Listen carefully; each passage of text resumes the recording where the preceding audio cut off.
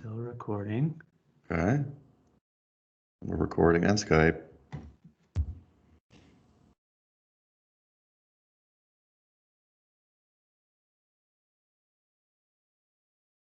All right, I think we look good. Let's rock and roll. Okay. Let's try it again. Uh, so, welcome to the Side Action Podcast. This is episode 70. This is our third season, and we're doing the NFL preview, which is episode 1 for us here. My name is Jim Weglars, aka Wegs. You can follow me at Wegspool on Twitter and Instagram. And this is Steve Roberts, aka Action. You can follow me on Twitter at 31sroberts. Follow the podcast at Side Action Pod on Twitter. So here we are trying to do a video / podcast here. It's a new world for us, Action. Video cast, I think, is the proper nomenclature. Is that what it is? Awesome. Yeah, third season, new and improved. We've got a new studio, virtual studios across state lines. That's right. So hopefully we're not breaking any laws by podcasting across state lines. I'm sure we are. That's the way we like it, Action. So hey, let's just do a quick catch up. I mean, it's been months. Our last podcast was beginning of March, wasn't it? It was conference tournament time for the basketball, and all of a sudden it just shut down really quickly. The same night. Was the same night? I think it was Wednesday, March 11, when Rudy Gobert tested positive for coronavirus and shattered the world and put us into this pandemic tailspin where we lost sports forever. Thanks, Rudy Gobert. Stop touching all those mics. I didn't touch my mic. I put hand sanitizer all over it, so it's fine.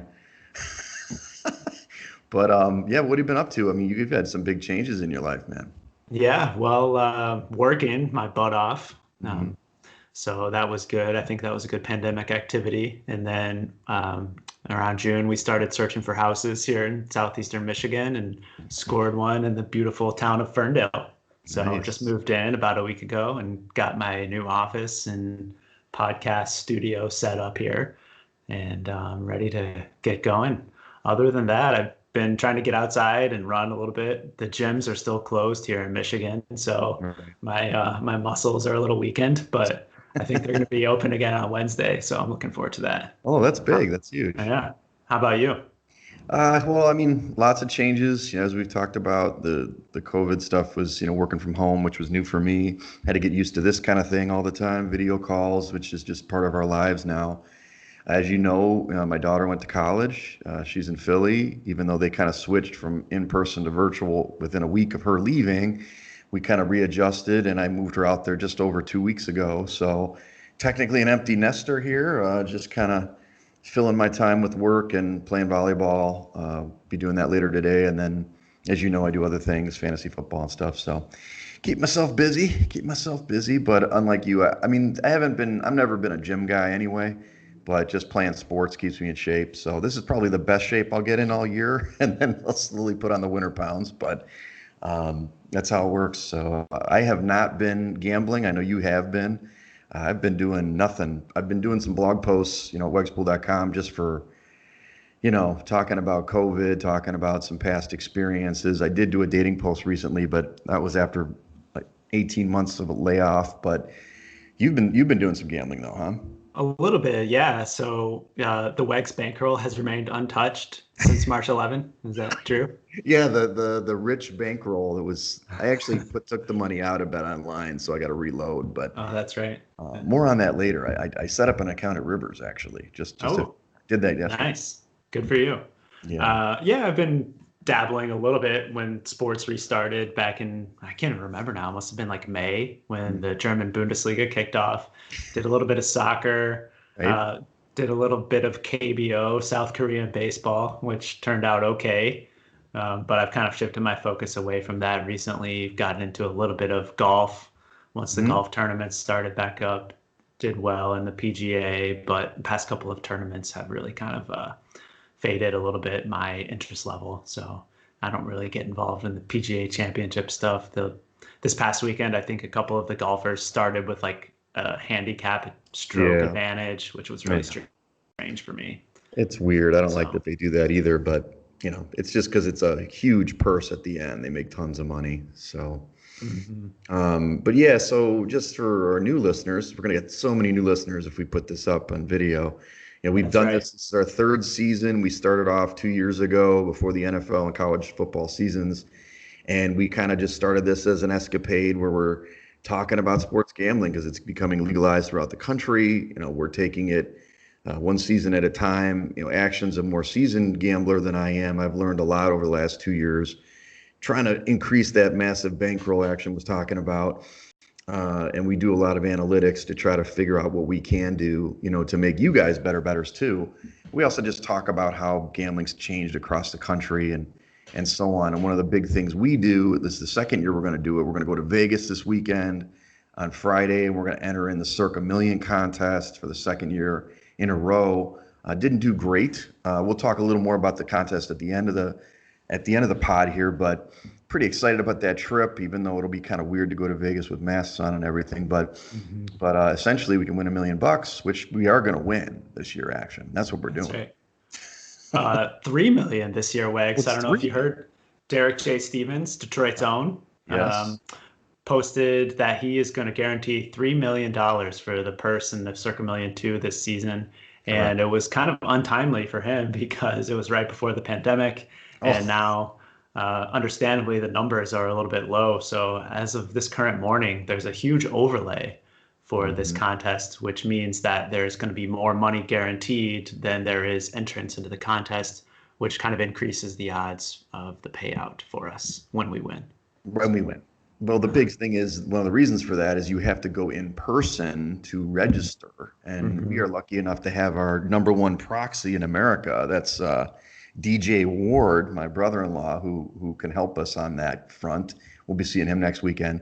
So yeah, there's just not as many people going out to Vegas, right, to sign this thing up. Maybe in the next week, we'll see. We're going to be out there. I'm sure there'll be people that'll run up, but gotta love those overlays. Yeah, it's going to be interesting to see how it shakes out over the next week. I think that if there continues to be a big overlay, you might see a lot of people driving in from California, for Right. example, other areas on the West Coast to sign up for this contest. So, Sure. Well, let's jump into the actual pod here. First let's kind of general overview of legislative updates, which we do typically on the podcast. I only kind of did a quick research, but I know that a couple states did get some new approvals. Virginia is one of them. In April got approval. They don't have a mechanism to bet yet, hmm. but there's been online. You've got Arkansas's online, Colorado, Delaware, New Hampshire. Obviously, Illinois had been up and running, but actually you can do it now physically. So there's been a lot of changes since we last got on. We kind of talked about when we first started this thing, it'll be across the country. We're not quite there yet, but there's several states that you can do it in, and that revenue, they need the revenue, that's for sure. Yeah, so I read early in the pandemic that they were doing online signups for Bet Rivers and other books in Illinois because of the pandemic, but now the governor took that back. And did you have to go in person to sign up at Bet Rivers? That is incorrect. I did it online yesterday. Oh, okay, good. Yeah, it's kind of nice not to promote Rivers, but they did do kind of like Bet Online. It was a up to $250 match.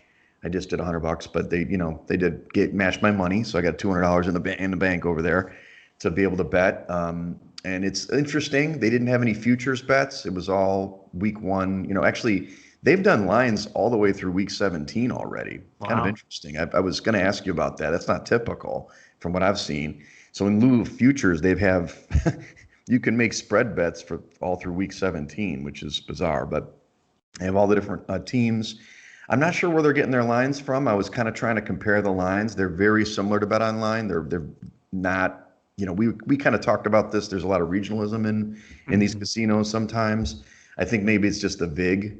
For example, the Bears game. Bears are getting points on the road, taking the points. I think it was, let's see, minus 115 or something instead of minus 110 that you'd see on Bet Online. So there's a little bit more, you have to pay a little more juice because of that regionalism here in Chicago. I know you've seen that at the Horseshoe, right? If you've gone out there.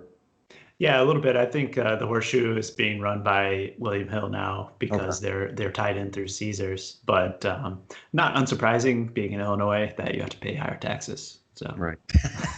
Oh, yeah. Of course you do.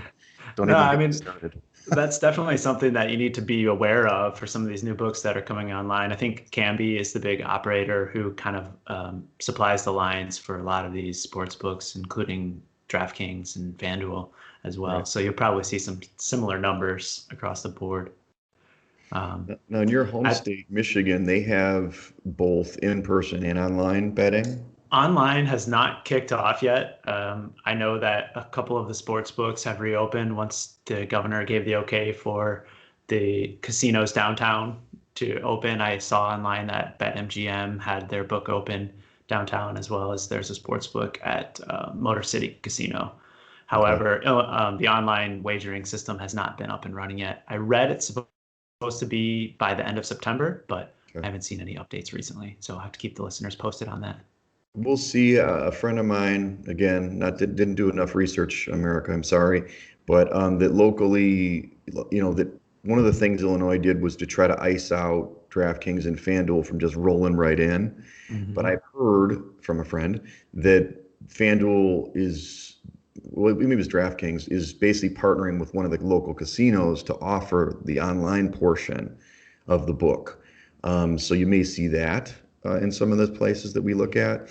And then, as you know, there's no games, you can't attend the games, but the kiosks at Wrigley and things like that will be up and running for next season if we get out of this pandemic. So there's a lot of changes locally here as well, in addition to just like I said with Rivers. So And I saw an announcement this week that Wrigley is getting a huge sports book. I can't recall if it was DraftKings or FanDuel. One of right. the two is partnering to build a massive sports book there in Wrigleyville, not far from your abode. That's right. It's smart. I mean, I think that the teams have, I think it's within, maybe it's a half a mile or quarter mile of the stadium.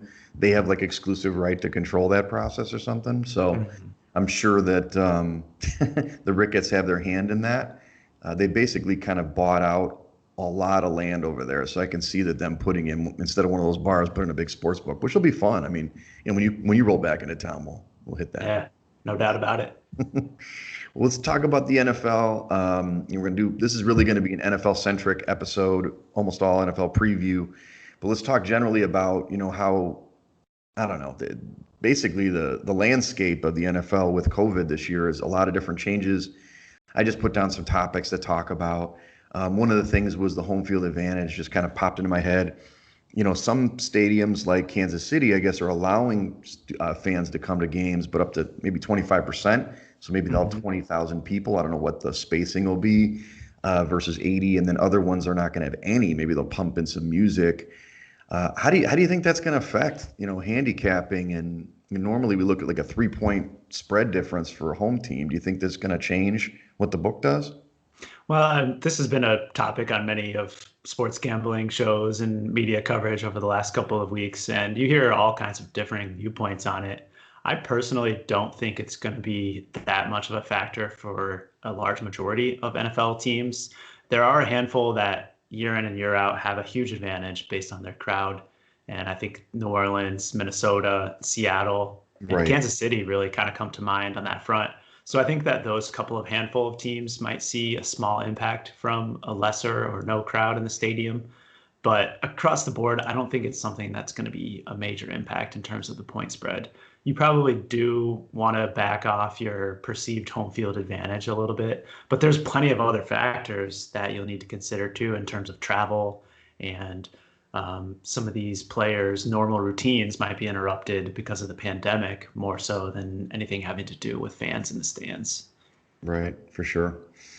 One of the other things I wanted to cover was, there's been some changes for roster and testing protocols with COVID, which, I mean, really are beneficial. I mean, they've done, from what I've seen, a pretty good job, at least reported cases. First of all, the rosters, collective bargaining agreement was going to make a change to the practice squad already, but for this year, because of COVID, they went from 12 and it was going to be 14, and now it's 16 on the practice squad. And then teams can actually protect 4 players from that practice squad, where in the past, usually they're not protected at all. You could pick up a guy like, the day of if you want to and fly him in. So it's a little bit of a difference on the roster side, but more importantly, NFL teams have to test their players daily, which is kind of nuts. Have you seen Hard Knocks? Did you watch that at all? No, I haven't watched it. I kind of streamed it last night or yesterday during the day just to try to watch it. And they were just kind of, the whole first episode was about the swabbing and, Zoom calls and everything, what we've all dealt with. But apparently they're testing daily, and they have to test daily up until the day before the game. Visiting teams have to test again the day before the game, and then if they have somebody who has, obviously a positive, then they get taken to a protocol. If it's an inconclusive result, they actually have to test again the day of with the rapid testing, and all those results are published 2 hours before the game. So, and in addition, there's like a COVID IR spot basically, and you can be on that list until you get, I think it's 2 negative tests after that, where you can come back. And it kind of affects, when all these tests come through, when you can pick up free agents and practice or elevate people to practice squads. So with all that said, how does that impact the way you would bet, a game, for example? Are you going to wait a little longer than normal? Yeah, definitely. I think that's the biggest impact this season is normally as a bettor, you would try to get the early numbers. I mean, Right. years past, you would see openers that come out on late Sunday, right before kickoff of the Sunday night football game for the following week. And I usually would sit around and try to pick those off based on anticipated numbers that I'm looking for. But for this season, I think that we're going to have to use a little bit more caution in terms of getting out in front of some of these games because there's going to be so much news that occurs throughout the week that could change the Right. handicap significantly.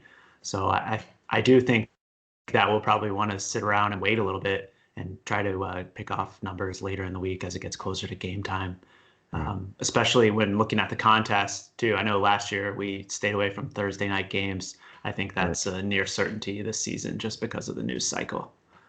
Yeah, and I wonder because it says here that, kind of one of the magic times is 4 p.m. the day before the game to kind of get this designation of when you can pick up free agents versus elevate practice squad players and so on. So I wonder if that's when people are going to start publishing results, like at least the inconclusive results, and then you're waiting. I Mhm. mean, if you're a fantasy player, of course, you're like, inconclusive result, you're gonna have to wait for 2 hours before for the inactive report. But that can affect, I mean, we've talked that about in the past, though. A lot of times those injury reports, they move the line a little too far, right? There's a Mhm. perceived value. I mean, a quarterback is one thing, but if it's a receiver or a running back or even a defensive end, it doesn't affect the number as much as we think it should, right? Absolutely. Yeah, they're spot on. I think outside of the 32 quarterbacks, a lot of players move the market much more than they probably should on a weekly basis. You have a star wide receiver or running back, for example, who I think running backs are a dime a dozen now in the current NFL. So Right. you'll see numbers move and probably move a little bit too far sometimes, which opens up some value on the team that is losing the star player. Right. Right. A couple of other topics I was thinking about, just lack of practice. There were no preseason games, as you know, as most of our listeners know, that there were no preseason games this year. This is the first time ever. And, usually those first few preseason games are a little rough to watch. Mhm. So, how do you think that's going to work in terms of this year? You've got, what are you looking at? I mean, I'm looking at, do you think offense is going to have an advantage or defense, or are you looking at continuity of coaching staffs or rosters, or, I mean, who are you thinking that is going to benefit from this from a betting perspective? There's a lot to unwrap there. I think the main point that is a lot of bettors are looking forward to, and you've already seen it in the market this week and some of the moves, is that continuity of coaching staff. A lot of Hmm. those teams that have new coaching staff coming in are seeing the point spreads move away from them, namely Carolina Panthers, the New York Right. Giants, and San Diego, San Diego, LA. LA Chargers. Okay. LA and Las Vegas now, and the Washington football team will probably misstep a few times. Right. But outside of that, I personally am looking for the defenses to have a little bit of an advantage early on this season because the offenses haven't really had that time to gel and get their game plans in order. So I personally am going to be looking to target a few unders here early on in the season, looking at that mindset. Of course, there are going to be some outliers like the Kansas City Chiefs, for example. I mean, they could roll out of bed and put up 35 points. So, Right. what are your thoughts on that subject? I mean, to me, I do think the continuity is the key. The key. I'm looking at teams that have basically are returning the same squad effectively, and then just the same battery of people. That they have the same defensive coordinator, the same offensive coordinator. Teams that are unknowns that could be good. Like a Dallas, you've got McCarthy there. They have the same team, but a different coach, right? Whereas other teams, for example, we'll talk about them later, like Jacksonville. I don't know what's going on. I mean, it's like Tank City. That's like Tank City Oh team, yeah. right? So, everybody's going to be targeting them. But I like your point about Carolina and the Giants. They've got new systems and they've got young quarterbacks. I mean, Bridgewater's coming over in Carolina. It's a totally new team for him. And then in the Mhm. Giants, you've got Daniel Jones. I mean, I'm not sold on him anyway. And now you've got another new coach there. You just got to stay away from them for a couple of weeks. You don't know what they're to expect. Whereas other teams, I don't know. I mean, I obviously I'm on you with Kansas City, and you got Big Ben coming back in Pittsburgh. There's certain teams I kind of feel like you can count on those teams, especially even early in the year until injuries start hitting. So agreed. Yeah. I was just gonna pull another topic here, lessons from other sports. I know that, baseball's had a lot of cancellations or postponements. The NBA really hasn't had that many, right? Maybe one or something besides the, protest type stuff. Mhm. Um, I don't know if there's anything to glean from that. Have you seen anything out of those? You haven't been betting baseball, right? I mean, I was wondering if there was kind of like a rule of thumb. If they get an extra day off, they're playing better, something like that. If there is anything like that, anything to it. Yeah, I mean, you've seen in a couple of situations where baseball teams have, the St. Louis Cardinals were off for like 10 days, I think. Yeah. And just this past week, the Oakland Athletics had a similar layoff, and both of them came back and didn't play very well in the Mhm. first one or two games. So I think there's some impact there for other sports. I'm not sure that it would necessarily apply to football just because of the different nature of the game. It's not like you're Right. trying to dial in, hit a 95-mile-an-hour fastball or shoot three pointers or other types of like accuracy focused things. I think quarterbacks will probably have their ability to throw accurately even with a little bit of a layoff. One thing though that I think is going to be really interesting is the offensive line play. We touched on it a little bit in the last conversation about that discontinuity. And I think that I'm going to be looking for lines that are intact from year over year. I think two teams Hmm. that come to mind, Indianapolis Colts, who are Hmm. returning the same five starters, as well as the LA Chargers and the Oakland Raiders, both having that offensive line coming back intact, I think is going to be major keys for them early Right. on. The Vegas Raiders, right? Hmm. The Uh, Vegas Raiders. well, you added something that's important we didn't talk about from the beginning is there is an expanded playoff format this year too. So they're putting in more teams on each side, which is awesome. A seventh team on each conference, which also makes, not just it makes it more fun for us, but it kind of keeps more teams in it, right? There's going to be more teams in it to win it, late in the season. I mean, any given Sunday, people do play hard for incentives, but if you've got that extra playoff spot on the line, it's going to keep everybody trying to play through all through week 17. Yeah, at least for 31 teams. I think Yeah. that Jacksonville has already shown their cards. Yeah. But I yeah, got a no doubt call that about it. went back there yesterday, actually. They said, hey, do you want to dust off the cleats and come on down to Jacksonville? So, And what'd you say? I would prefer the buyout, the injury buyout. My knee was not going to happen. So, We need some more guaranteed money there. right. Absolutely. Yeah, I mean, it's going to be very interesting to see how these playoff pictures shake out late in the season. You're going to have teams that normally may look to put in some youth later in the Mhm. season that may not necessarily throw in the towel quite as early with that chance to secure the seventh spot and sneak into the playoffs. Well, and the other factors you noted is there's only one team with basically that sweet, home field advantage throughout. It's a really important to be the one seed this year because now Hmm. you have to play on wild card weekend if you're the two. So those teams can't just sit on their laurels for the last week or two, which you've seen time and time again in the NFL, unless some team is just completely rolling. But typically speaking, that's really hard to do in the NFL for more than a week. And now I mean, you saw it last year. That really changed New England's fate when they had to go on the Hmm. road. And maybe they wouldn't have been the one seed, but still, once you have to play a game, that makes a big difference. It makes you susceptible to losing. So it's going to be exciting. Yeah, I can't wait for this football season. Going through the news cycle and seeing everything that occurred with college football and the cancellations, and now the Big Ten is going to try to play again. One thing that I always rested on was that the NFL will surely find a way to make it work, and we're really looking forward to that kicking off this Thursday. Absolutely. Yeah. When you've got professionals that need to make money, that's what the NFL is. It's tough on them, but it's great for us because they are Mhm. going to play and they're going to do every testing required. They're going to mind their P's and Q's to get that money. So, well, let's jump into the actual teams and figure it out. I figure let's go divisionals first, then we can go into the futures of the Super Bowl and stuff, and then week Mhm. one. Let's just go, division by division. Let's start at AFC East. I mean, everybody's darling this year is our Bills. We were early on them last year. We loved the Bills. Too bad they let us down in the playoff game, but they're actually, they're sitting at there looking at like 9 wins. They're Bet Online's favorite at plus 110. Um, I don't know. You've got New England just behind. We can talk about them in a minute. Plus 150. Expected 9 wins. Miami a little bit improved. Plus 700 at 6.5 wins, and then the Jets also 6.5 wins at plus 850. Um, is there any spot on there that you're looking for? You got an angle on any of these teams?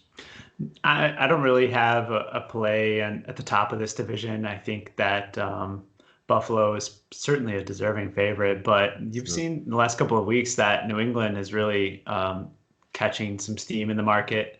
I think Hmm. that win total might have dipped down to 8.5 or 8 for a moment until Cam Newton really seemed like he was going to be their quarterback, Right. and now it's back up to 9 wins. And I wouldn't fade New England by any stretch of the imagination. If I had to pick a winner in this division, it would probably be the Patriots.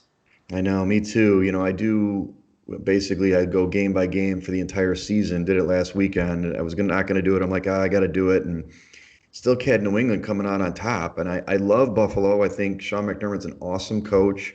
I will root for them. We will look for their spots. That defense is legit, but it's hard to take out the king. And as much as Belichick doesn't have Brady, he's got Newton solid, and that defense is excellent. So I Mhm. agree. It's going to be tough to see them outright losing the division. It's going to be close.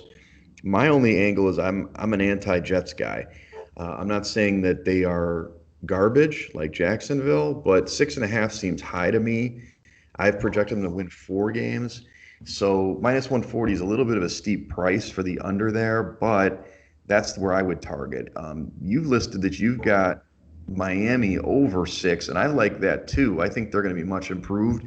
I just have them right at 7, so I mean, I'd be sweating it out there. Mhm. But you got minus one. Does that a bet that you did at minus 130? Yeah, I do have the Miami Dolphins win total in pocket over 6 wins. I took the flat six there as Okay, opposed to 6.5, just sure. keeping open the option of a push, which I think is decently likely. I mean, I one thing we didn't talk about is I did try to be a little bit lesser in the futures market this season, just because you have so many unknowns with the Sure. virus and any cancellations, or if they don't play 16 games at most shops, they're just going to end up refunding these season-long bets. So Right. I try to be careful about making too many of them this season, and really just want to keep the bankroll for the week-to-week basis. And just for our newer listeners, we've talked about futures bets. The downside of futures bets, you can maybe get a little more plus money here, but you're not going to see this money until January 1st, right? Or the end of the Mhm. season. So you're outlaying your money for months. You just have to know that you're going into that. So it's great to be that guy who bets 1,000 to win whatever when the Bengals win the division at 1800 plus 1800, but you got to wait till we gotta wait really long. That moves us to AFC North. A little preview there. Cincinnati plus 1,800 to win this division. They're the worst. Baltimore's the heavy favorite, minus 180, 11.5 wins there. Pittsburgh plus 300, 9.5 wins. Cleveland plus 525, 8.5 wins. Then Cincinnati, 5.5 wins. You know, the market doesn't seem to support that Baltimore's going to win all those games. It's pretty heavy juice to the under there, minus 150. I still Mhm. like this team quite a bit. I think they're the class of the division, but I do like Pittsburgh to bounce back with Big Ben in the fold. 9.5 wins seems a little light. I would actually bet that plus 110 is what I see at Bet Online. And I even might do the divisional at plus 300. It's not the value that I know Action likes to see, but at the same time, it's definitely one of the better values I see in the divisions. Well, we think alike because I didn't put it on here, but because I was scared to tell you about it. But now that you mentioned it, I have Pittsburgh to win the division at 4-1. Oh, A that a bet boy. I made a lot early pandemic, like April or May. Just Mhm. like you said, I think Pittsburgh is going to bounce back this year with Roethlisberger back in the fold. And also, I just have a hard time relying on the Baltimore Ravens' health at quarterback. I think the Right. style that Lamar Jackson plays, he's one play away from being sidelined. And as It soon as is. that happens, I think that the Ravens are going to be in some pretty serious trouble in terms of their season-long prospects. Agreed. The other one, and not to pick on him, I think Cincinnati's going to be improved. I think your boy Joe Burrow, I'm surprised you're not wearing his jersey today. Um, I just don't see them doing really well in this division. It's a pretty good division. So I might pick that. Yeah, I'm looking at under that 5.5 at the plus 110. That's plus money, but we'll see. You like Cleveland though too. Yeah, I like Cleveland a lot. I think that last season they were the hype train in this division. Yes. If you recall, everyone loved the Browns and thought that they were going to run through it, but it didn't quite turn out. And now with Kevin Stefanski as the head coach, I think that Baker Mayfield is going to be a little bit more grounded. I've read reports that they're going to play some formations that are a little bit more to his liking in terms of keeping an extra blocker in the backfield to give him some more time and protection. And I think that a lot of those wide receivers, Odell Beckham included, are going to be ready to play some serious ball this season. So I'm not looking at the win total for them, but one bet I did pick out and ties back to that expanded playoff format is I Mhm. like Cleveland to make the playoffs this season at a plus money price of 115. So Yeah. I think with that extra spot, you've got Cleveland is going to be fighting and right there in the playoff picture throughout this season. Yeah, and they were close. What was it, 2 years ago? They were right on the cusp. I mean, they've been there. They have talent. So Stefanski's a real coach. I mean, I'm not saying the last guy was garbage, but he let those guys run amok, and this Mhm. guy's going to actually make them play football. Yep. The AFC South is next. This is, I was going to mention earlier when you talked about the Colts offensive line, we got a homer in the building. Yeah, the Colts are the actual favorite at plus 120. 9 wins is the win total. The Titans at plus 170, 8.5. Houston plus 325 at 7.5, and then our Jags plus 2,500 at 4.5, and that's generous. Mhm. So besides the Jags, which I still might pay that minus 125 total to go under that 4.5, do you like anybody else in this division? Well, this division is going to be fascinating. These top three teams are all certainly capable of making a playoff run themselves or winning this division outright. But I think really the class is going to be Indianapolis and Tennessee. I expect that Houston is going to take a little bit of a hit this season. Agreed. Outside of Deshaun Watson, I really don't think that there's anything that excites you about them. I mean, they traded away their best receiver and DeAndre Hopkins for an aging David Johnson, who has been bad the past couple of seasons. Right, So, and their top wide receiver, Will Fuller, can't stay healthy. right. So I don't really see Houston doing much damage this season. What are your thoughts? Well, when I look at these numbers, it's a little surprising because, the Titans obviously had an incredible run last year. They were the only team to maybe possibly beat Kansas City, I guess, in the playoffs. I mean, all of them were beating Kansas City, but I mean, that format worked. It's playoff football. This 8.5 looks low, but I mean, obviously, Tannehill had a career year, and we'll see if he kind of regresses back to the pack. I have them winning the division and then the Colts making the playoffs, but I'm with you in terms of the Colts being better. Brissett was solid, but Rivers is going to be better. They Hmm. have an improved defense, and it's really I like their running back Jonathan Taylor. I think he's going to be and Max a great 1-2 punch, but Taylor could be elite.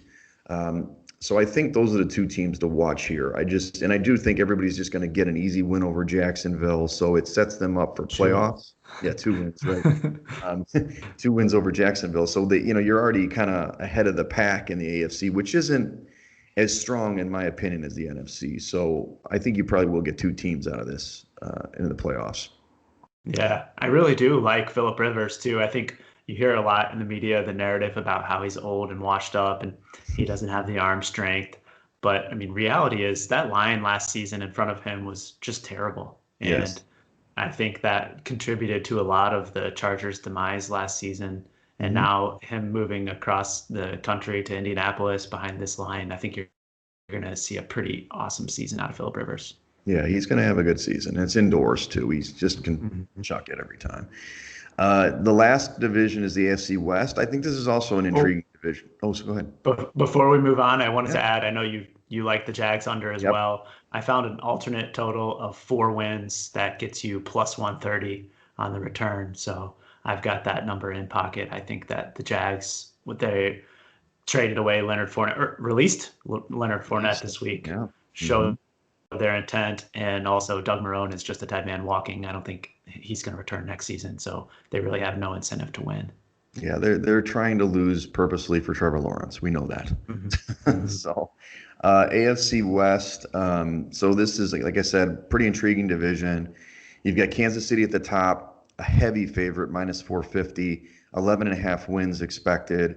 You've got your Chargers at plus 850, 7.5 wins. Denver at plus 900 at 7.5 wins. And then the Raiders plus 1,200 at 7.5 wins. So this, on paper, is top to bottom the strongest division. There's no real pushovers here. It really is pick your poison, in my view. I think that Kansas City's. It's hard to say that they're a lock, but I love this team. I've already have a side bet on them winning the Super Bowl again. But I love Mahomes. I love that offense, and that defense just has to play solid, right?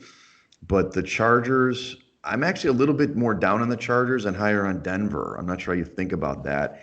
And I think the Raiders, what they always do is Chucky is such a good coach early in the season and first halves of games. I think they'll start off solid, but somehow he doesn't make the adjustments. They're right at that 8 win total, though. So there's going to be probably the lowest win total in this division is like 7 wins. I mean, there's going to be two, maybe even three teams from this division in the playoffs. Yeah, I'm not sure that I agree with you in the Denver prognostication here. I see that you've got them chalked up for 10 wins. I know it's a lot. I'm not sure I see them getting there. I'm not a huge fan of Drew Lock, and I Hmm. don't really think that they have the weapons that are really gonna. I know they got Jerry Judy in the draft, so Portland Sutton.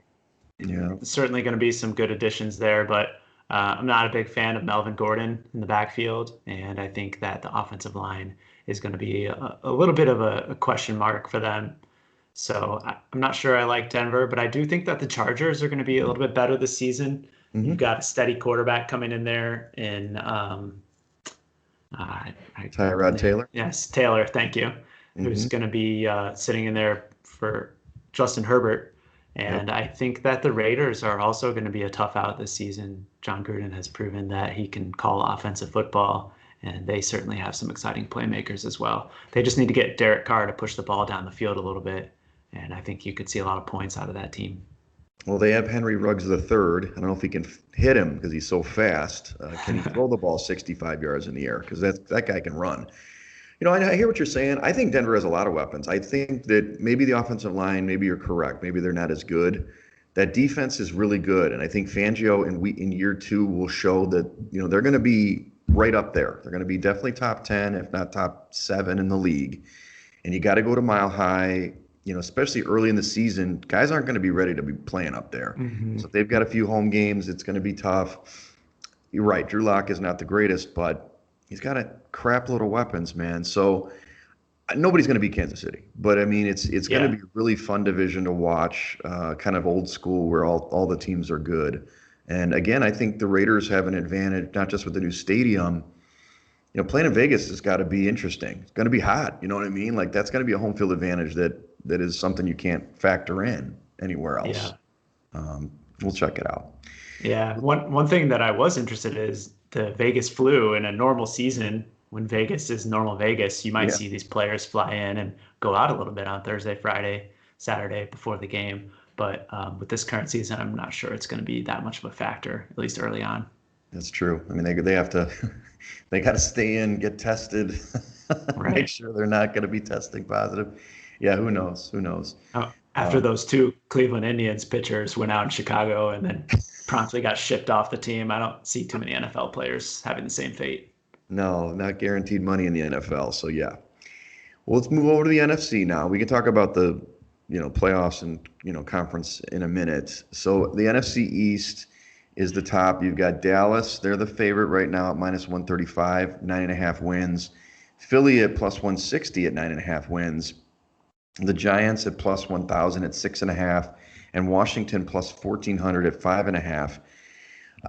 It's an interesting. I find it fascinating that the win totals are the same for Dallas and Philly, but the expected odds to win the division are different. So it, to me, gives you value on the Eagles, even though there's never, look, it's been like 15 years since there's been a repeat winner of this division. That's maybe what's the factor. But at plus 105, I mean, I'd probably take the over on the 9.5 for Philly just in value alone. I'm not sure if you agree with me on that. I don't. And the main question mark I have about this team is Carson Wentz's health. Hmm. I've been actively searching, scouring the news reports, but I don't know if you noticed, I went through and looked at some of those game spreads throughout the season, and I haven't seen a single Philadelphia line that's posted at the moment Mm, in some of my shops. So I'm wondering if there's something going on with Carson Wentz okay. that has not made it out to the national media yet. Um, and for that reason, I just can't put any money behind them for a season-long bet. I certainly think that they're going to be good if Wentz is healthy, but Sure. if he doesn't play behind Wentz, they've got Sudfeld and a rookie Jalen Hurts. So I think that Dallas is going to be the class of this division. I'm really excited about this team this season, and I Hmm. think that Prescott is going to play for that money. Yeah, he's got to. No, I think Dallas is going to be great. I think those are the two teams. This is a two-horse race for me. Washington, I think, will be improved a little bit, but I don't think the Giants. I don't believe in the Giants at all. So I agree with you that should do it. I just don't know. I never was a McCarthy fan, so it's really hard Yeah. to handicap it. They have such talent on that team, especially on the offensive side of the ball, and really the defense. But they underplayed last year the defense. So you've got Dallas to win the East at minus 115. That's better than what I see on Bet Online. So good for you on getting a good number. Yeah, I found that at 5 times, and it was just a couple of days ago. I don't think it's moved too much since then, so it's interesting to see that online has a 20-cent difference there. Right. The NFC North, this is my home division with the Bears. Minnesota is plus 160 with a nine win expectation. Green Bay at plus 175 with 9 wins. The Bears at plus 400 at 8.5 wins, and Detroit at plus 475 at 6.5 wins. Very interesting division. I have them again all really bunched up again. I do think Green Bay will come on top, even though I think Minnesota's a hell of a team. I really love that team. But they lose Diggs, they lose a little bit of weapons. They really played, I don't know. It's really I know the Green Bay last year they were a shell. Like they won all those games and shouldn't. Yeah. But I just kind of feel in year two they're going to be a little bit better. Um, I don't believe in Detroit. I don't know why everybody seems to be up on Detroit this year. I What is the know. deal? Am I missing Well, something? it's Matthew Stafford. Okay. He went out halfway through the season last year, and if you look at his numbers, he was having an MVP caliber season prior to the Right. back injury. And I think that is really the main reason for that. They picked up a couple of solid players, defensive players in the draft. I know Jeffrey Okuda was the number one pick, and you're right. The hometown Lions are receiving a lot of pub across the media, and a lot of people are picking them to win this division, Wex. Yeah, I'm going under. That's one of the ones I will probably bet plus 140 under 6.5. Not that I mean, they might win 7 games, but I don't know. I mean, I do like DeAndre Swift. And they just picked up Adrian Peterson, okay, but I don't know. There's something missing with this team, and I'm not sure what it is. Didn't they lose Darius Slay on D? I mean, Hmm. this division isn't as high flying as some others, but it's a pretty tough division. So I don't know. I mean, you didn't put any bets in on this division at all? No, I have no money on this division. I think that we touched on it earlier, but the lack of fans in Minnesota is going to be pretty impactful for Sure. that Vikings team. And I'm kind of down on the Vikings in general this Hmm. season. I think Hmm. losing Diggs is going to be a huge factor, and I'm not sure that their defense is going to play up to the level that they have the past couple of seasons. And Green Bay is just, what a disastrous draft they had. The Yeah. one thing that they needed is a wide receiver, and they picked Jordan Love in the first round, and now they're rolling out there with Alan Lazard, I think, is the two It's the number behind two. Devontae Adams. Yep. So I, I'm looking to fade Green Bay as much as possible this season in all likelihood. So you're on the Bears then. No, I don't think so. I do not. I do not believe in Mitch. How do you feel about your quarterback, Wegs? Well, I don't like Mitch Trubisky. I'm on record that, obviously, even when they drafted him, I thought it was a disaster. The only thing I will tell you, and we'll get to that picks in week one, he is excellent against Detroit and especially in Detroit. So, little clue in. I'm betting on the Bears this weekend. But other than that, no, I was kind of surprised Nick Foles didn't get the job outright. But it doesn't surprise me because Pace has to go down on his sword with his pick. And if they fail this Mhm. year brutally, I think you're going to see Pace out actually as general manager because he has also screwed up a lot of drafts as well. Unfortunately, Mhm. just gave away too many picks. Yeah. Michael Lombardi all summer long was touting he had bet Mitchell Trubisky to be the Bears week one starter. And that was the exact reason is because Pace he had no other option but to choose that option or else he basically was admitting failure. Exactly, no question. So that's not a football decision, right? Mm-hmm. Well, let's get CYA. see. Well, hey, let's get into another division that's going to be interesting. Some changes there. So New Orleans is the minus 120 favorite. 10.5 wins as the expected total. The Bucks at plus 140 at 9.5 wins. Atlanta at plus 900, 7.5 wins. Carolina at plus 2,000, 5.5 wins. So I'm not going to throw out Carolina outright. I do like Matt Rule a lot, but this division's too good for him to jump up. It's interesting that 7.5 wins for Atlanta, but they're plus 900 to win the division.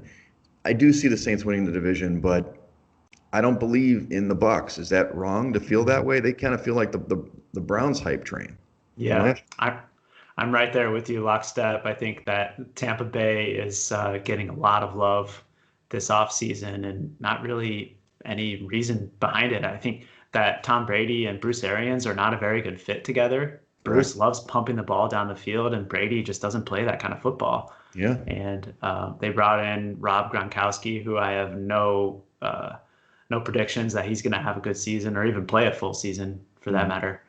And I mean, their weapons outside are pretty Yeah. awesome, though. I Great mean, those receivers. receivers are going to be fantastic, but it's going to be interesting to see what kind of style they play early on.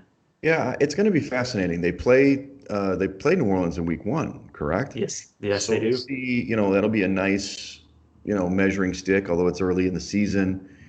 That's one of the bets I'm looking at. Plus 120 on the under for the win total. I'm looking at about 8 wins. They're at 9.5, which means they have to win 10 to win that bet. I'm under plus Mhm. 120. I'm going to do that. I mean, it's Mhm. it's it's also I don't think Tampa's defense is very good. I mean, this division, New Orleans defense has been improved. Atlanta's isn't that great, but New Orleans can score, the Falcons can score, and I think Matt Rule's going to find a way to put up points. So Mhm. there are going to be a lot of shootouts in this division.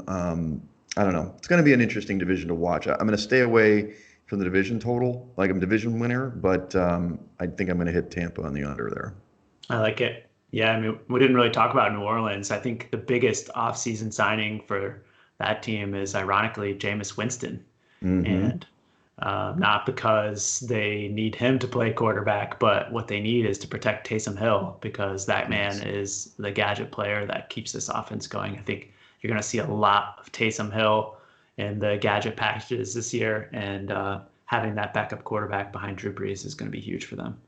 Well, Taysom in the playoff game was the reason why they had a chance. I mean, Hmm. he honestly Drew the last 2 years, come the second half of the season, can't throw the ball downfield.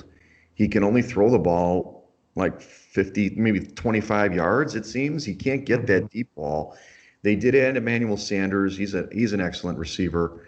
Um, But I mean, in the past, it just seems like it's a dink and dunk game. It's kind of like a lot like Brady, where they're just trying to get the ball out in space really quickly, and then they're playing Tampa where they huck and chuck. Yeah. So I don't know. It'll be interesting. I do think Atlanta is a team to watch, not because I think they're going to win the division, but they're going to spoil and they have a great offense. And I mean, Gurley probably is not where he was before, but he's an improvement to me over Freeman. And you've Yeah. got great receivers there. I don't know if that defense is going to be any good, but they're going to be in some games where they're going to surprise you, and they have a moderate home field advantage too. And the new Georgia Dome or whatever it's called, Mercedes-Benz Yeah. Dome. You also saw a really great uptick on that defense once they switched out Dan Quinn from calling the Yes, plays midpoint last season. And I think that you're going to see some surprising outcomes by this Atlanta defense this season. right. All right. Well, the last division is the NFC West. This one's again another kind of, I'm not say loaded. It's not quite as much as the AFC West, but it's a good division. The Niners at plus 120 are the leader right now in the division, 10.5 expected win total. The Seahawks at plus 175, 9.5. And then the Rams at plus 575, 8.5, with the Cardinals. I know they cheer Cardinals, plus 600 at 7.5. So it looks like you like the Cardinals, and I think that you're right that the 7 wins, over 7 seems good. So you got it at the 7 number. Yeah, I do have a futures bet on Arizona to win over 7 games at Mhm. minus 140. So a little bit of juice there, but I'm really high on this Cardinals offense this Mhm. season. I think adding DeAndre Hopkins is going to be a massive boost. Yep. And also the running back position is going to be upgraded with the removal of David Johnson. Right. My boy Kyler Murray is going to flash this season. I like his passing prop total over. I saw it somewhere 3,800 yards. I really like this Arizona team in general. They're going to be another one of those surprising teams that they're gonna tear some stuff up. They're going to win some games we don't expect them to win, or maybe you do, but other people don't. The Niners are going to be solid. They're rock solid. That Mhm. team is incredible on defense, and I do like Seattle. I think the Rams they had a bad season last year. I think they continue to have a bad season. They were on Hard Knocks. They're showing them, Jared Goff, blah blah blah.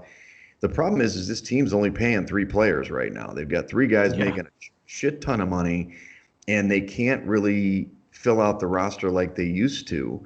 The running back position is downgraded now without Gurley. Their receiving core, I don't even, besides Cooper Kupp, I mean, I guess you got Robert Woods, but they lost Brandon Cooks.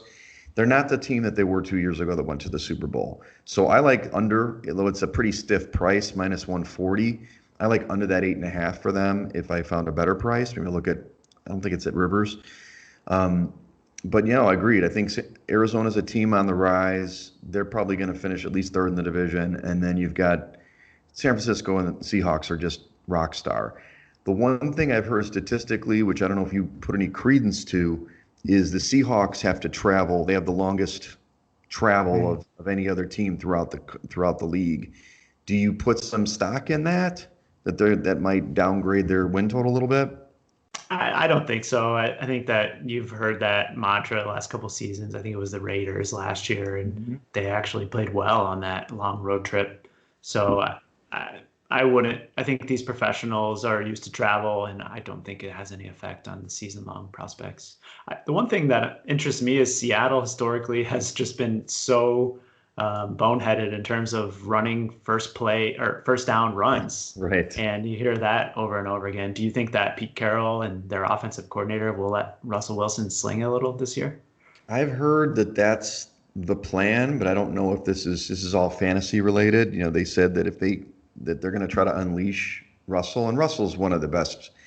Honestly, I mean, if you look pure, I mean, I think Mahomes is incredible, but Wilson is kind of further along in his career, has a little bit more understanding of things. He's just so incredible. And that once they put the ball in his hand in the fourth quarter, he always brings them back. Why don't you Hmm. do that early instead of just falling back down by 10 points? And I think that there's something to that. They have good weapons there, right? They have good pass catchers. So I'd hope that they do that. I just don't know. I mean, the one thing about Pete Carroll is he is who he is. He does like to run the ball, play action, and then he's lucky that he has Russell Wilson to bail him out. And that young defense, as we've talked about the last couple of years, has really improved. So maybe they don't have to sling it as much as they did in the past because San Francisco's not going to run away with you either. Uh, Yeah. it's just Arizona when they play a team like Arizona. I don't think the Rams can score like they used to. You're going to have to score points against Arizona regardless of who's on defense. Yeah. I do like a lot of overs. I think Arizona is going to be a huge over team this season. Yeah, for sure. All right, let's get into the Super Bowl, and we can kind of integrate the conference title games and stuff like that too. The Bet Online odds I pulled for the whole, for all the Super Bowl futures, the top is Kansas City at plus 600, Baltimore plus 650, San Francisco at plus 1,000, with New Orleans at plus 1,000. Look at Tampa plus 1,200. Dallas is plus 1,400, Seattle plus 16, Indianapolis plus 2,000, the Eagles plus 2,200, New England still in there plus 2,200, Green Bay, Minnesota, and Buffalo all at plus 2,500, and Tennessee at plus 3,300. I didn't go beyond that. What stands out for me from this, or are there anybody you like? I think that the number and name that jumped off the page at me was New England, way Hmm. down there. When's the last time you saw the Patriots at better than 20 to 1?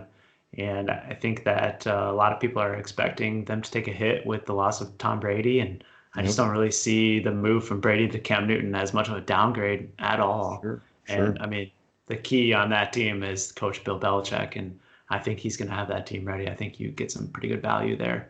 Hmm. Although, I'm not really going to be jumping into this futures pool at all. I'm going to sit back and wait and see what comes out of the season first couple of weeks before I look at making any Super Bowl futures. How about you?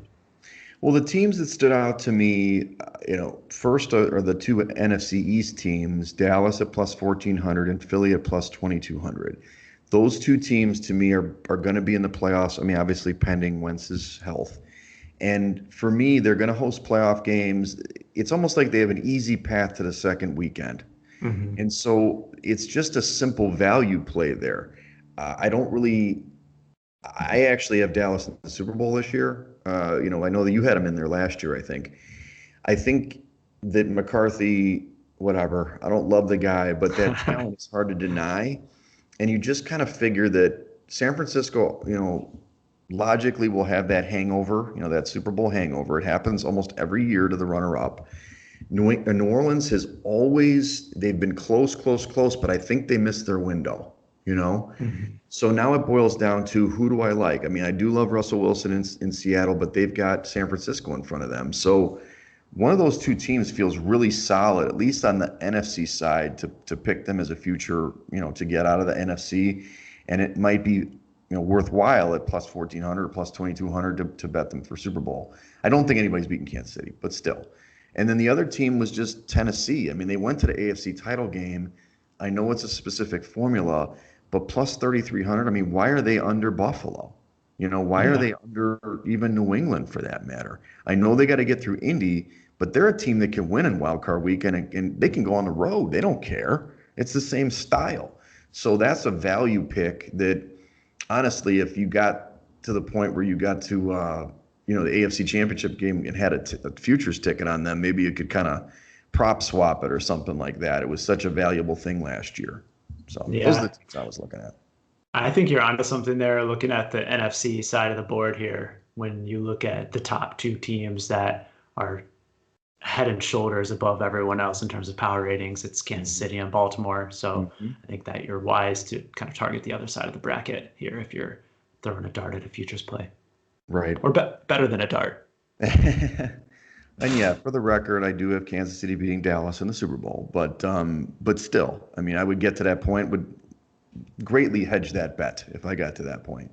Yeah. Yeah, I think you're onto something there. I like Dallas a lot as well. I haven't made any Super Bowl picks, but that would be my play on the NFC side. All right. Do you still like Kansas City to win, or are you a Baltimore guy?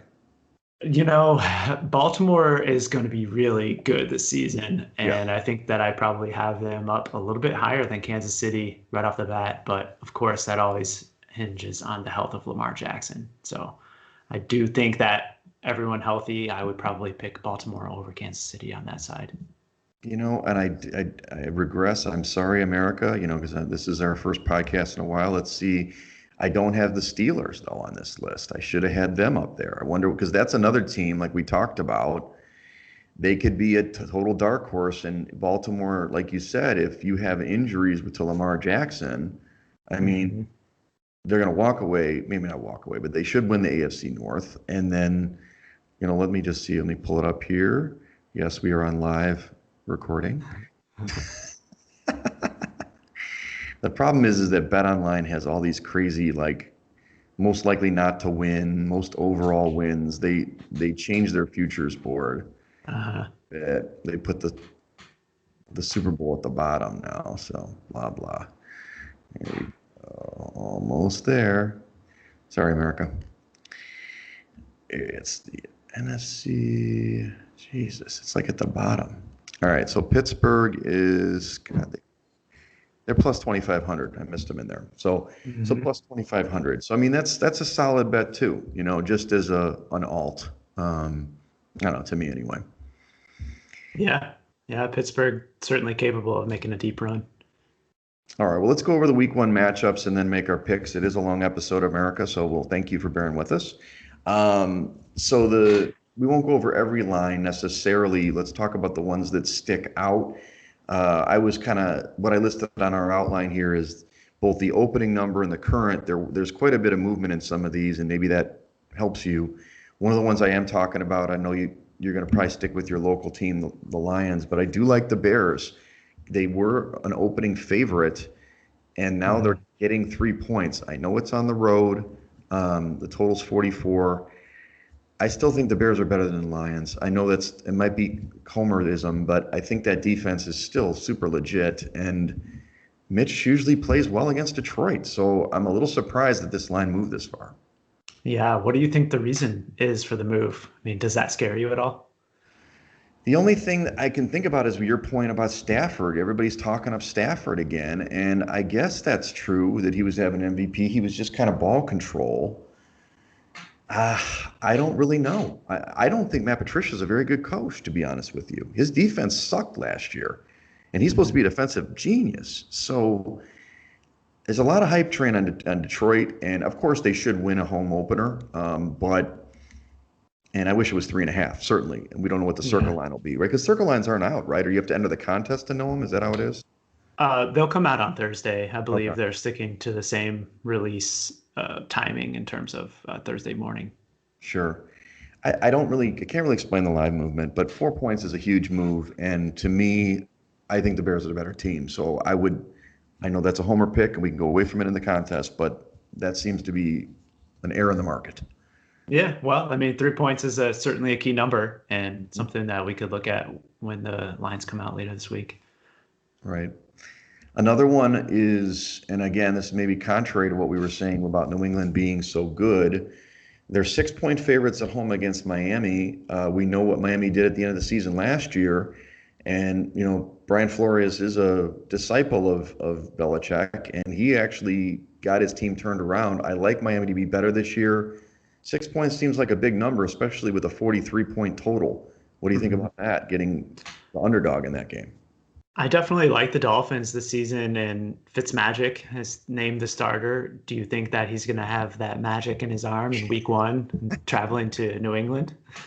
I did hear that there's going to be a little bit of weather in the forecast for the northeastern seaboard expected on Sunday. So that's something that we may want to look at here in terms of a total. But 6 points is certainly a lot in a division game, and I think Miami has really played well against New England the last couple of times out. Yeah, even when they stink a couple of years ago, they've beaten them. They've beaten them once a year, right? Outright. So another one I just identified is Atlanta at home being a 2-point dog. It's kind of a low total at 49 as well for these two teams. Not that I think Atlanta is going to outright win the game, but it's the first game of the year. Seattle's. I'm not sure if they'll be all together, and Atlanta's got an offense, and they're healthy. When they're healthy on offense and defense, they're usually pretty good. So I would like the home dog in that game. Yeah, I think I like that one as well. You have the Atlanta Falcons catching points at home. I think that a lot of home underdogs are going to have some value here, especially in week 1, given the pandemic climate. So I could be there with you on that one. What are your thoughts on fading the tanking Jacksonville Jaguars right off the bat? They are playing at home in that heat, so there's presumably some advantage there. Hmm. But line has moved from 7 to 7.5 now. They're catching the extra hook, which could steer us off it. But I'm Right. going to be looking to fade Jacksonville as much as possible. I mean, is Jacksonville this year's Miami? Remember last year, the first 5 games with Miami, where it was, I think Mhm. week one, they were 13-point dogs, and then it was 17, and then I mean, it was just nuts. And they kept losing. They kept covering, like the favorite was covering. I'm on board with it. I think that Indy is obviously a really good team. 7.5, God, that sucks. But you Mhm. probably will see that 7.5 or 8 in the circuit contest. I trust you, buddy. I think that it's a logical pick, especially until those numbers get too far inflated. Yeah, that's the point is I think you're getting some value, like almost 3 points of value there. Jacksonville really should be a double-digit dog, I think. Right. Exactly. Exactly. Okay. That sounds good. Any other ones I highlighted, and we're on different sides of the page here. So the Titans and Denver. Denver was a 3-point favorite at home and the opener. Now they're 1.5 at home. 41-point total, very low total. I just, a lot of people are anti-Denver. Not, no, not, maybe too pro-Denver, but anti-Titans. My big thing is this, is that Denver, if you are not in shape and you're going to the Mhm. altitude and playing, that fourth quarter is going to be rough. So I just like Denver in that situation as an opener at home, it's under a field goal to win the game. I like it, but you might talk me out of it because I do like Mike Vrabel. I think he's one of the top 3, 4 coaches in the league. Yeah, that was going to be my counter to the Mile High opener. Is I think that if there's any coach, Vrabel and Belichick come to mind, that they're going to have their team prepared to play in those conditions. And I wonder too if that's already built into the line. Yeah. Certainly seems like it on the opener of Denver -3. Mhm. And obviously you've seen some money come in on the Titans here, which has brought it down to 1.5. And I think that the altitude angle is something that gets played up in the first month of the season every September. So Mhm. certainly most bettors have known that, and I'm guessing it's built into that line. Right. Right. I gotcha. Well, What there do any other you? games How do you you? like? I like the Buffalo Bills. Back to We our tried we and love our true. Bills. They're opening at home, and it's -6.5 point spread against the New York Jets, a team that I'm interested in fading this Yep. season. Me And too. I think that you're also going to have some weather in this game, which is probably going to help the Bills. Josh Allen doesn't tend to air it out too much, and that defense is just nasty. And a little bit of weather, I think, will help them cover this number. Right. No, I mean, I love the Bills. I'll always jump on the Bills bandwagons. I mean, it's a big number for a 40-point total. I think that's the lowest total on the board. I do Mhm. think there's going to And be a little bit more. What's that? Is I it? think it's going down too. Oh, is I it? don't. Yeah, maybe 40 now, but I won't expect it'll be 40 by kickoff. Right. So 6.5 is a big total for that, but I think you're right. It's not that the Jets are tanking, but once they lost Jamal Adams, a lot of flares go up in my mind. That guy's a winner, and he really wants to be part of a winning franchise. He didn't feel that that was the case there. Sam Darnold actually I think is decent, but they don't have weapons anymore. I mean, Mhm. Robbie Anderson's gone. You got Jamison Crowder as your number one. I mean, whew. I mean, Buffalo's defense this could be a shutout. So I could get on board with Buffalo there. Okay. The other one that I was thinking, it is tough though. It's a road spot with 5 points, but Pittsburgh and the Giants. I mean, they started off at 3 and now they're 5-point favorites. Mhm. Uh, I just kind of feel like if Ben is healthy, they're going to try to light it up. You know, I mean, 47 is a decent total, but it's not going to be ground and pound. It's going to be let's see if Ben's arm is feeling pretty good and throw it all over the yard. And I don't think the Giants are any good either. We're kind of opening up with like let's fade all these bad teams, but it's not a bad way Yeah. to go until the lines adjust. Yeah. And I think that the Steelers defense is going to be nasty this Yeah. season. I have them as my number one rated defense. They Hmm. picked up Mika Fitzpatrick late in the season last year, and he's had the whole offseason to integrate. And I love the Steelers team on that side of the ball. So I certainly would like to play on them a lot this season. Okay, so we have some possibilities. For normal listeners, what we normally do is we do this, taping usually Monday, Tuesday, or usually Tuesday before the lines come out for Circa. We kind of identify what we're thinking, and then the Circa lines come out, and then we have another conversation, and we lock in our picks. So it sounds like we're in agreement with Indy, Buffalo, and would you go Pittsburgh for sure? Or I think so. yeah, so then it's just two more, whether it's the Bears or I don't know if you'll get on board with me with the Broncos, but the Dolphins look good. So maybe that's our fourth. And then, I don't know, one of those other three, Atlanta, Denver. So the two home teams. It's probably better to take a home team versus the Bears. But so we've got some options. There's going to be a lot of news comes out this week too. Certainly in week 1, some of these tests are going to start hitting the board, and I'm certain there may be a few injuries between now and Thursday, Friday, Saturday as well. So you never know what kind of movement we might see across the board here. Right, for sure. We'll check it out. Okay, well, I mean, hearty episode, Action. Way to jump in with 2 feet. We got it done. Hopefully that my face didn't break the camera over there. Only Likewise. Glasses. I got the contacts ready to play volleyball, so we're trying this. Hopefully it's posted on YouTube. That's the goal. So follow us at Side Action Pod on Twitter. Follow me at Wegspool on Twitter and Instagram. And you can follow me on Twitter at 31sroberts. Hopefully we will have this up on some sort of YouTube platform. I'm going to be doing that the next day or so. We're taping this on Monday, the Labor Day. I'm sure Action will get this out next couple of days so you can get ready for the season. But we normally tape on Tuesday. I guess we haven't talked about schedule, but around Tuesday, Wednesday before, and then we'll have it up for you guys to get ready for your work for your betting week. Yeah, we'll get this up soon, and certainly do a little bit more research and getting ready to fly out to Vegas on Friday. Can't wait. I know that things will be a little different this year, but the weather looks nice, and hopefully we can get some more pool time in than we have in trips past. Last year, 0. It was pretty hot. I mean, I did see it's going to still be 100, but it's going down. It was like 110 yesterday. So yeah, virtual cold spell. Anyway, well, thanks everybody for joining us, and hopefully you'll follow us the rest of the season and make it happen. Yeah, look out for a couple of live spots from Vegas as well. Maybe if we get that YouTube channel up and running, we can post some TikToks or other types of videos, whatever the kids are doing these days. I knew you were a TikTok guy, or at least Melissa can help us with the TikTok. Yeah, Snapchats, YouTube videos. Maybe we'll run into Patrick Everson again this year. Yeah, exactly. We never did have him on the show, so, Yeah, he dodged us. All right, guys. Well, good luck in week 1 and enjoy it. And we're glad to have football back. Yeah, definitely. Everyone stay safe out there and enjoy week 1. Peace out. All right.